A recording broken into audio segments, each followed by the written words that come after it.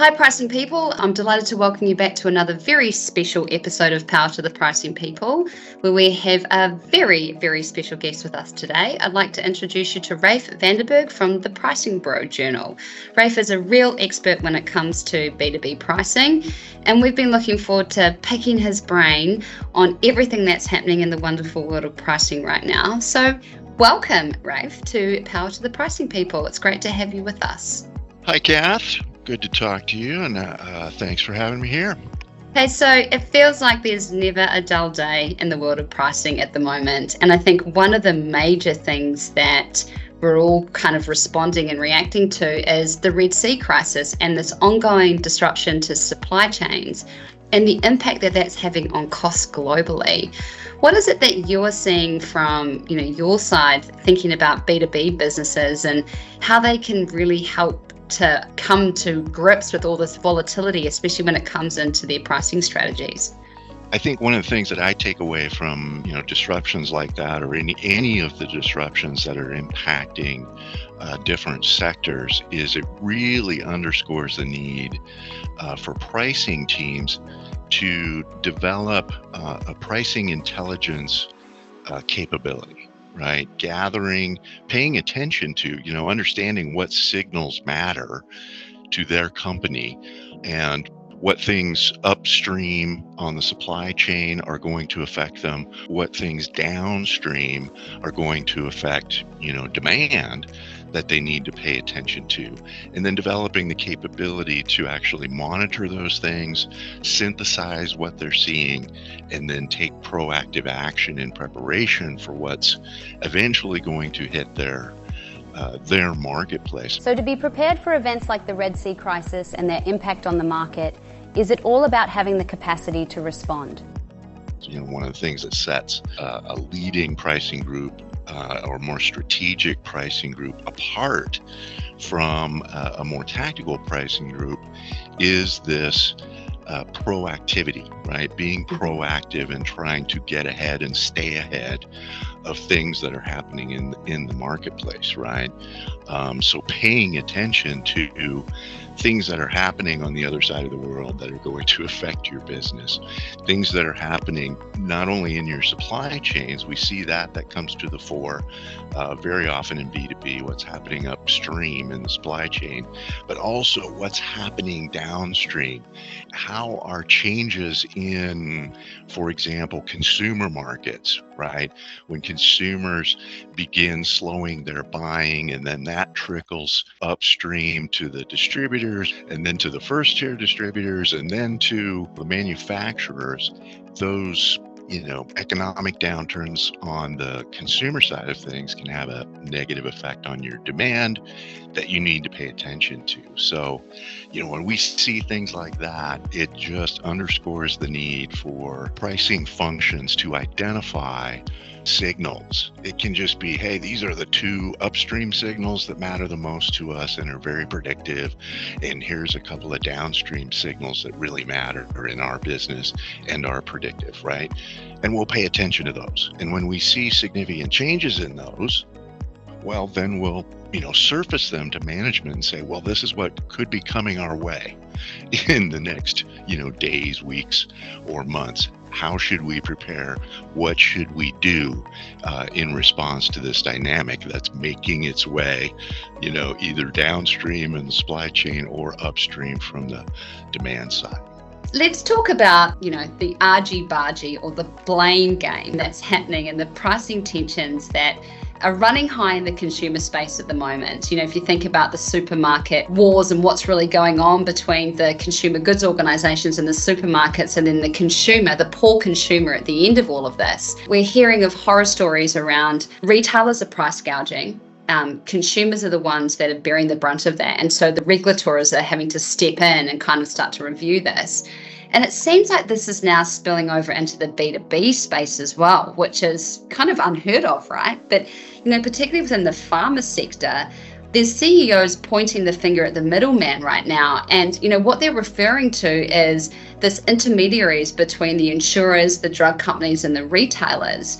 So, the tension or this blame game that is happening within B2B, how is it that businesses should deal with this, right? How is it that they can help to manage? Is it a relationship game, or is it transparency through pricing, or how do you kind of see this playing out in the B2B? Well, I think there's a couple of dimensions to it. There's the what you do at work as a pricing person, right? How do you deal with it as a pricing function within the company? And I think a lot of it is around communication. I don't want to say transparency because that tends to get misinterpreted, right? Yeah.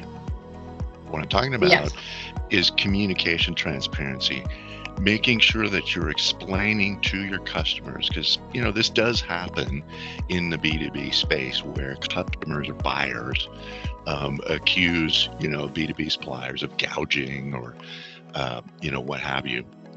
And a lot of it is just communication. Hey, here's what's going on. Here's what we're doing. Here's why. Here's the justification for this. That kind of thing. You have to sell price increases in a B2B environment. You have to sell them, right? Yeah. If you want to capture them. And there's two pieces to that. You not only have to sell them to the buyers of the product, you have to, if you're selling through a sales force, you have to sell those increases to your salespeople, so that your salespeople can then in turn sell them to their customers. Okay. But if you think about pricing in the broadest sense and the most strategic sense of the word and of the function in organization, it's extremely important. I mean, it's where everything comes together. Everything the company is doing manifests, and the final score, if you will, right, of everything that they're doing inside a company is the price that they're able to command in the marketplace, right? Mm-hmm. And there are so many things that affect that final thing that when I was a pricing practitioner, I viewed the fact that I was a pricing practitioner responsible for trying to maximize price realization in the marketplace. I viewed that as a license to go at all kinds of other functions within the company. Again, all those other things, culminate in my ability to command the maximum price. So I could go out and work with the Marcom people to improve value communication in the marketplace. I could go work with product management to improve the feature functionality set of our products and really take a more value-based approach so that we have better prices baked into the product from the beginning. Right? And of course, I took it as a license to go work with the sales team and help them do a better job of targeting customers who are willing to pay more and, convey the value to the customers and negotiate deals to maximize price realization. So I view pricing as, it's not only one of the highest leverage elements within a business. If you can move pricing a little bit, it has tremendous leverage on profits. It's one of the highest leverage roles you can have inside an organization, because so many things contribute to our ability to command the most profitable price we can. There's a lot of levers inside our company that we can go and influence and work with. Absolutely. You've just basically summarized the mission of Power to the Pricing People. This is who we are. You've just written our motto for us. I love it. Our manifest. I love it. Hey, now tell us about Pricing Brew. For those who don't know about Pricing Brew, Flintfox spends a lot of time reading all the Pricing Brew. We love being part of your community. So can you tell everybody about it? Sure. Pricing Brew Journal, which you can learn about at pricingbrew.com, is an educational portal, best practices portal, aimed at primarily B2B pricing functions, B2B pricing practitioners and pricing teams operating in business-to-business environments. We saw a need for somebody to go out and find out what these cutting-edge best practices are. What are these leading pricing teams doing? What are they doing differently to be more effective? And then we pull all that information together, we synthesize it, we distill it, we curate it, and then we share it out to our subscriber base through newsletters. We have email newsletters. We have a portal where we provide webinars and access to, hundreds of recorded webinars and guides and tutorials and research briefings and all of that kind of stuff, right? So we gather up new best practices and share them with the broader B2B pricing community.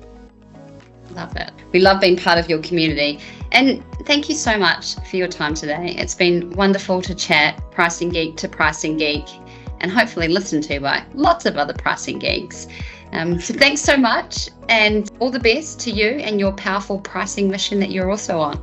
Thank you very much, Cath. Always great to talk to you.